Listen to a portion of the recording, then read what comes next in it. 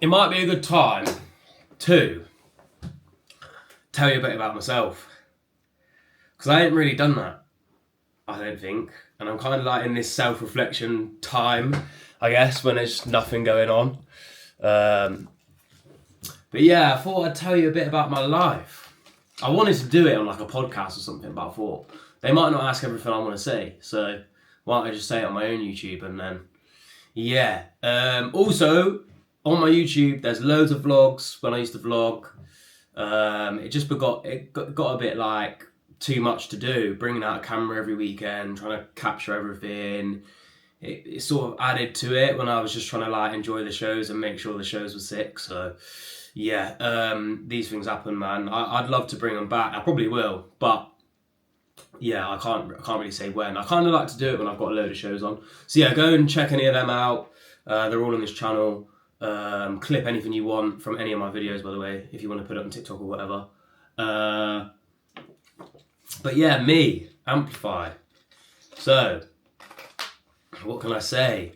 My real name is Nuri. Yeah, I don't really like it. No reason really. It just reminds me of not very good times, I think. And yeah, I'd never had a nickname really. And when I got Ampy or Amplify, whatever, I got one. So I kind of like it, and everyone calls me it. So yeah, but that's my real name. I'm 28.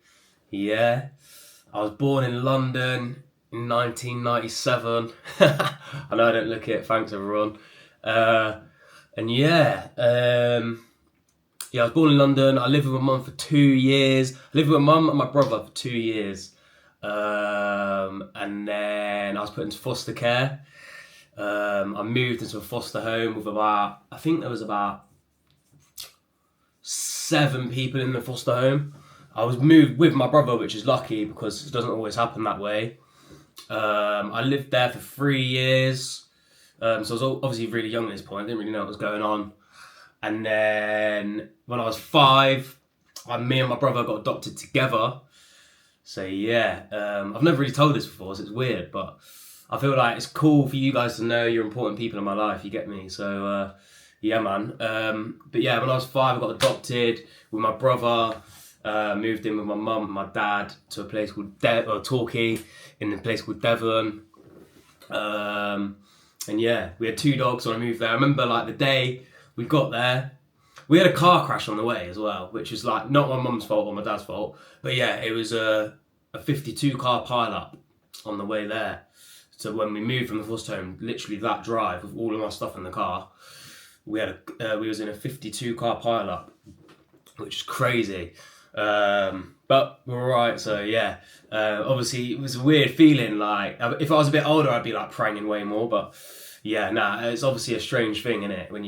Well, if you haven't been through it, then you don't know. But when you get adopted, it's a strange thing, man. I was way too young, I think, to know really what was going on. But I sort of had an idea. Anyway, then we moved in, and my mum and dad had 2 dogs at the time. I still remember those dogs, like my favourite dogs. But I wasn't used to dogs ever. So like when I opened the door, this dog ran out. And I ran away, and dogs, you're not really supposed to run away from a dog, are you? It didn't do anything to me, but it just chased me and I was running for ages. But yeah, that's a funny story. Anyway, yeah, I lived in Torquay for I don't really know, I did primary school, I did secondary school. I couldn't really read and write, by the way, when I was 5. So my mum had to teach me from scratch, which is sick of her. But yeah, I ended up getting alright at it. I'm still pretty stupid, but yeah. And yeah, so I went to primary and secondary school when I was in Torquay. And then I think I moved to Newton Abbot, which is about 10-15 minutes away, when I was in college. I studied business at college. And yeah, I'm just trying to remember it all. It's all quite difficult to remember. I went to a 6 secondary school in the end. I wasn't very good in school. I was a nightmare. That's why I'm kind of scared to have kids, because if my kids are anything like me, my mum and dad had a hard job but did a good job. But yeah, man. I ended up being really bad in school, but then the last 2 years I went back a year and moved school. My mum moved me school, and yeah, put a lot of money and effort into making sure I got an education, which is, yeah. But I ended up getting loads of qualifications and that, and then I went to college and studied business, and I barely turned up. I was a nightmare again for some reason. I barely turned up. I still got a merit. I'm actually quite good at business, which I think has sort of come into music. I never thought it was really going to help, but then like as I got along in life, it did actually help.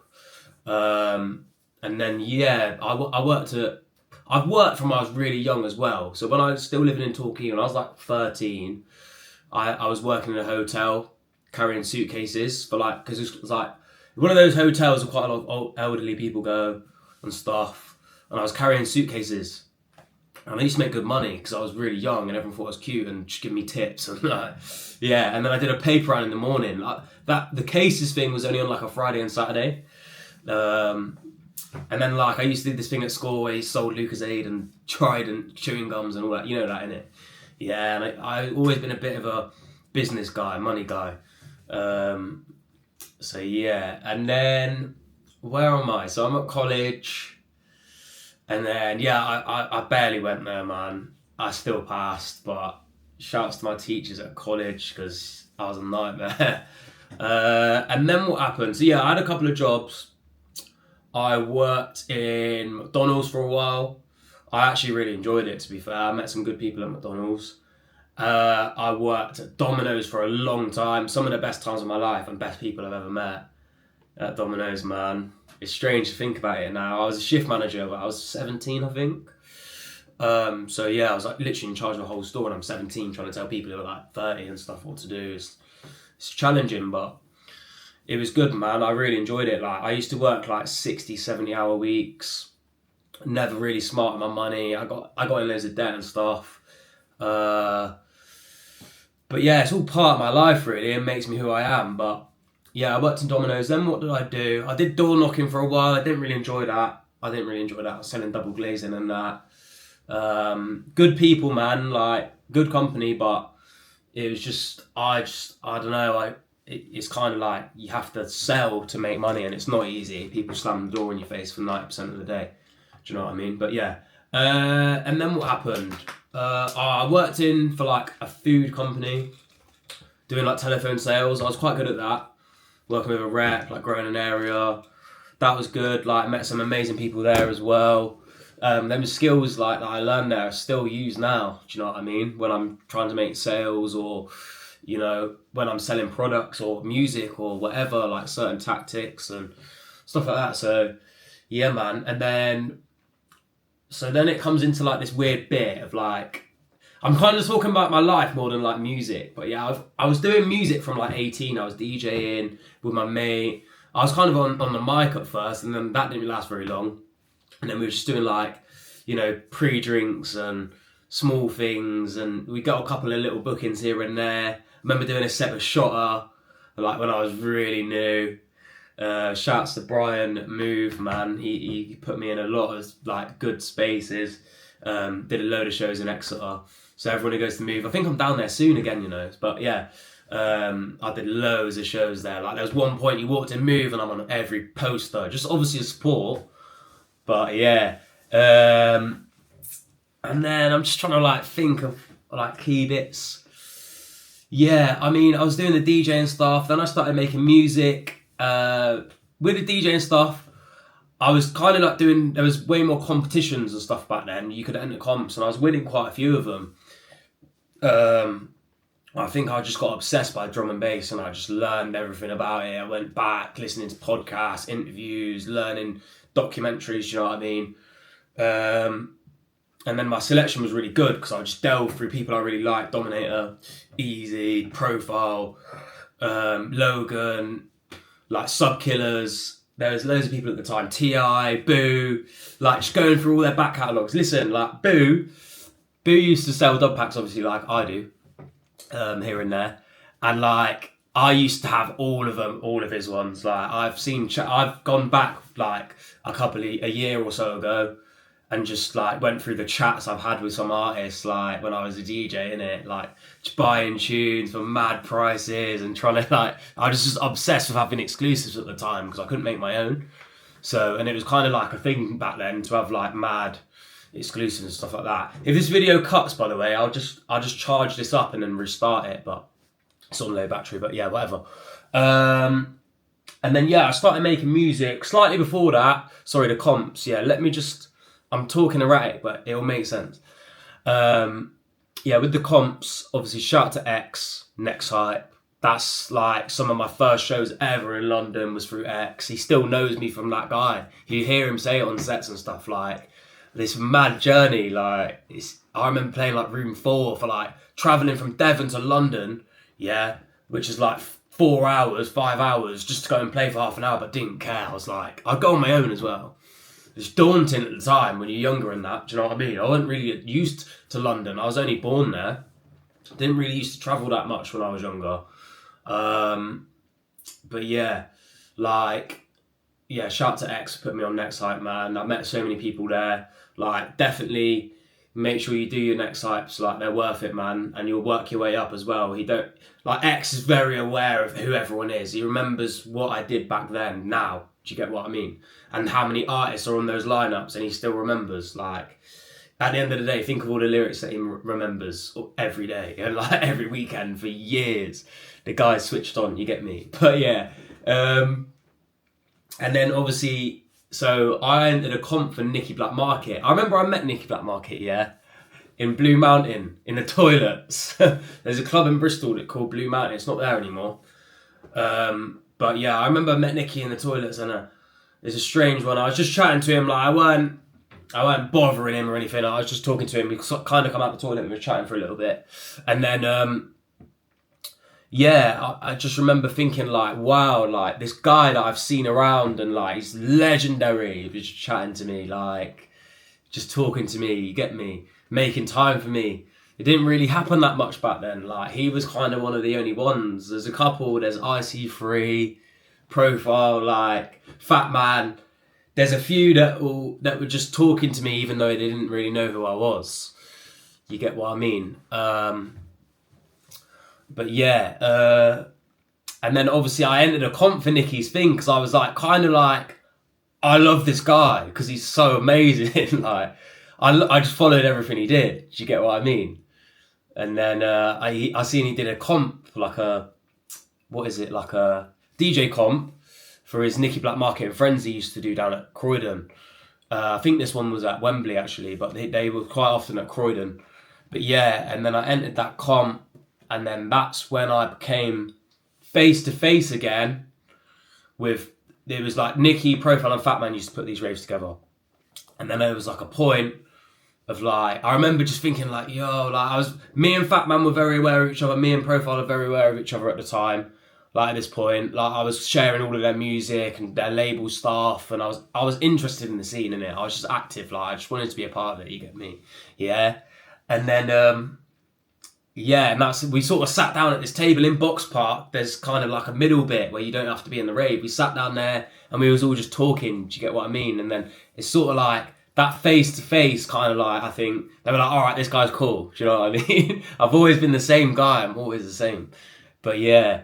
And then like we started working together even more. I started working with Fat Man on his label, and then Profile on his label, like just doing like little bits, because my ear was quite to the ground and people were starting to know me from all these comps and Next Hypes and smaller events, and I was still active at these times. I was just everywhere, like I just loved it. Do you get what I mean?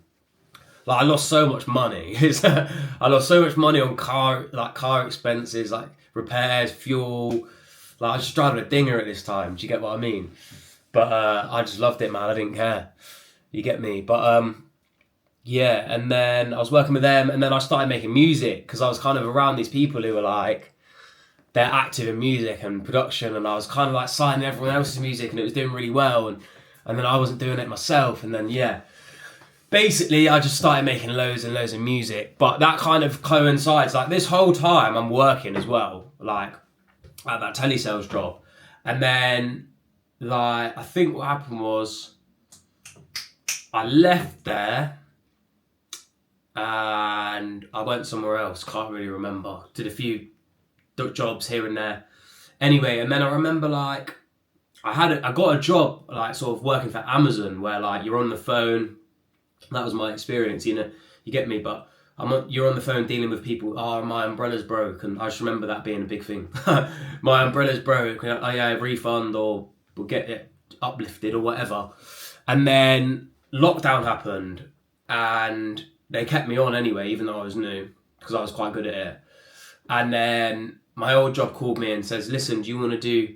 I need you to come back because I need you to do night shift." You get what I mean? And then, so basically the night shift was like just loads of calls of people ordering food in it, like for their pub or whatever, restaurant. That's the kind of thing it is. And then, yeah, so it was really busy. And then that thing, with that eat out to help out, sorry. And that's why it got really busy. So they called me because everyone was eating out cheap and that. You get what I mean? When that thing happened. And then we got locked down again. And then imagine, yeah, I've left that. At this point, I'd left that other job at Amazon. Because I was like, I'm just going to do nights and music, yeah? And then when we come out of lockdown, it'd be like easy because I'd just be able to do like that job at night and I'd just make music all day. You get what I mean? And then lockdown happened again. And then I lost that job. They were like, we don't need you anymore. I was like, I get it. It's like peak, but I get it. I'm the new guy again. You get what I mean? So yeah, I got let go from that job. I'd already left Amazon. I had no job and I was like, right, boom. Listen, I just said to myself, I'm not letting anyone tell me when I can and can't work. Like, with music, there's so many ways to make money, even if you can't gig. You get what I mean? So if we get locked down, like, I can dub packs and releases and whatever. Anyway, in that time, I just went, I'm just going in on music. Like, no one knew, I didn't tell anyone about this. No one was really interested in it. Even my family, like, not massively interested. Like, it sounds mad to say that, but they'll tell you. You get me? Like, my dad likes music. My dad sort of got what I was doing. But my mum just, like, I was just vibrations through the wall. Do you get what I mean? That's just annoying when you're trying to watch TV and that. But yeah, anyway. And then I just basically made music from like 8 in the morning till like 4 in the morning. Straight, just making music, drums, ideas, remixes, EPs, just putting together projects and like...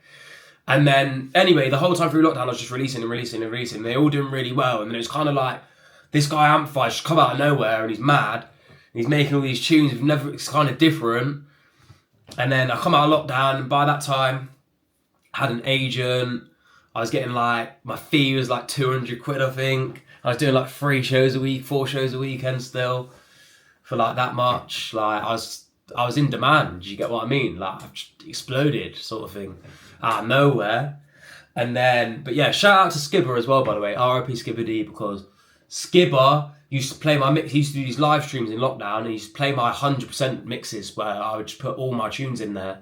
And then he was like, bruv, like, I think he had a call with like me and Fantasy and like, he was like, bruv, like, you're making so many tunes and they're consistently good. He's like, we need to get you on an agency. And they'll help you out and direct you and help you with bookings. Because I was like saying, oh yeah, get like a couple of people done me over for bookings and money and stuff. It happens when you're newer. It's just kind of part of it. But yeah, when you get an agent, it's all kind of like more confirmed and contracted and legal. Do you know what I mean? So yeah. Anyway, I went into lockdown doing next hypes and competitions and whatever. And I come out of lockdown and I was £200 an hour. Do you get me? And I was just, from there, it was just like crazy. There's so much more stuff I could talk about, but come on, we don't want to sit here for like that long. And yeah, anyway, man, since then I had to move away, like, because I lived in Devon. It was just so far away, man.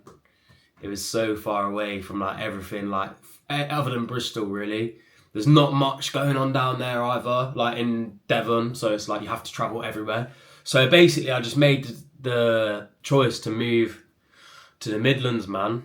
And I'm about 4 hours away from my mum and dad right now, and my brother. But yeah, but I love it, man. And like, they understand, like, I think they understand that, like, I had to make that move for work. They know that, innit? Like, I had to make that move to make it work properly. Otherwise, it's just too much. Like, the amount of my bookings increased when I was kind of like in an area where it's not too, like, you're adding travel, massive travel costs and hotels and everything every time you do a booking because you're so far. So it's kind of like I've eliminated that now.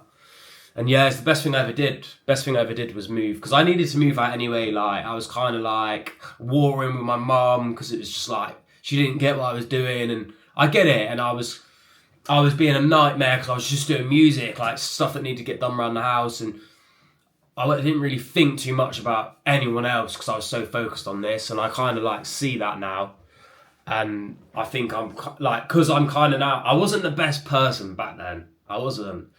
And now I'm kind of like, I've evolved into like, because of the people I've surrounded myself with and stuff like that, I've kind of evolved into this better person that thinks a lot more about other people. You get me?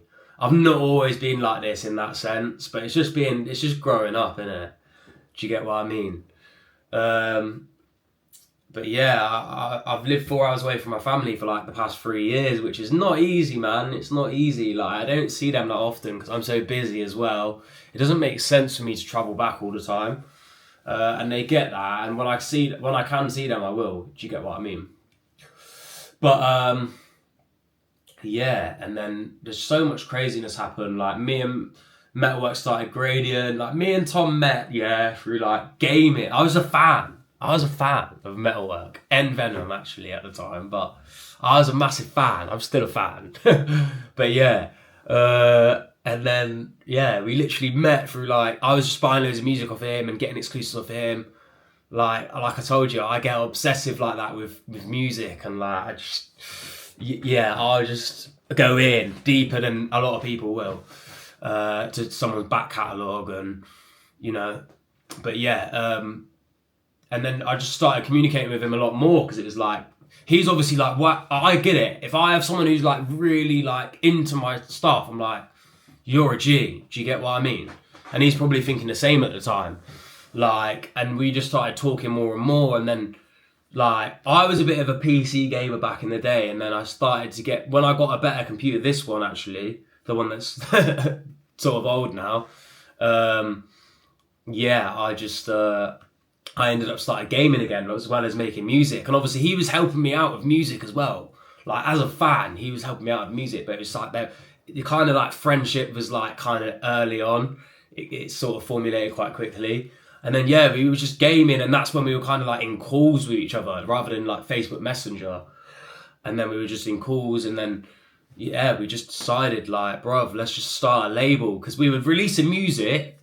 And like, things were going wrong, like we weren't getting paid and not getting done correct. And it was like, bruv, like, we could just make a label, yeah?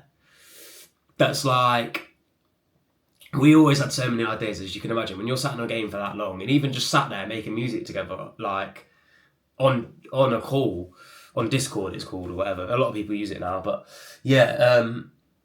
And then we were like, bruv, like, why don't we just make a label that's just like, all of the things. It just doesn't do all of the shit we don't like. Do you get what I mean? Like, we'll pay everyone, like, we'll do sick promo, we're not going to charge everyone an arm and a leg to release with us, like, the newer guys, do you know what I mean? We've got loads of people around us who are sick, and we can promote them, and that's how it started, man. 5 years ago, nearly to date. It was a couple of weeks ago, I think it was 5 years. And yeah, and then it's just kind of like, it's kind of just like a blur after that. All this mad stuff's happened, like the sets with Sota, the 360 I did for All Stars, meeting bass layers in Iron Napa, like proper getting close with them lot, like they're my best, they're family to me, you get it? Like, I'm a bit like, they're all that down under right now, and I'm a bit like, get a bit of withdrawals, do you know what I mean? But yeah, man, that's kind of like, I feel like everything else you lot kind of know. There's so much more as well. Like, one day I'll just tell it all in it, but I thought, let me just introduce like a bit more into my personal life and like my early days. But yeah, man, hopefully that's interesting. I mean, I feel like it is. I feel like it's cool to know, innit? But yeah, I thought, while I'm not sat on my phone wasting my time and I'm waiting for this, might just tell you a lot about my life and a bit more about me. Because, listen, like, you lot, especially who watch these videos, like, I don't feel like everyone comes to YouTube, but the real ones come to YouTube, you get me? Like, you lot deserve to know, I think, about that stuff. Do you get what I mean? But yeah, can't really think of anything else, to be honest. You lot know it all. You've seen it. But it's been a mad journey, man. Didn't have the... Listen, let me just say, the message of this whole thing is, yeah, you might not have the best start in life, but it don't mean you have to... Don't use it as an excuse to fucking not do shit. I hope YouTube ain't gonna censor me for that. And yeah, I mean, like I say, you might not have the best start in life, but it doesn't mean you can't just go for it, man. Just go for it. Like, I've done it. Do you get what I mean? Like, I can take on anything now. I've been through the wars. You get me? You might think I got it nice now, yeah? But it wasn't easy to get here, trust me. But let me tell you now, all the money I lost, all the pain, all the stress, all the people I lost, do you know what I mean? All of that, like, most of it anyway, you can't get back people and stuff like that. And I just mean like losing friends, not like, I've lost a few friends permanently, as like death, but like losing friends and relationships and stuff like that for music. But like, let me tell you now, most of that you get back tenfold when it works. And if you're willing to have that in your mind, you heard it from me. I've lived it. You get me? So yeah, just keep going, man.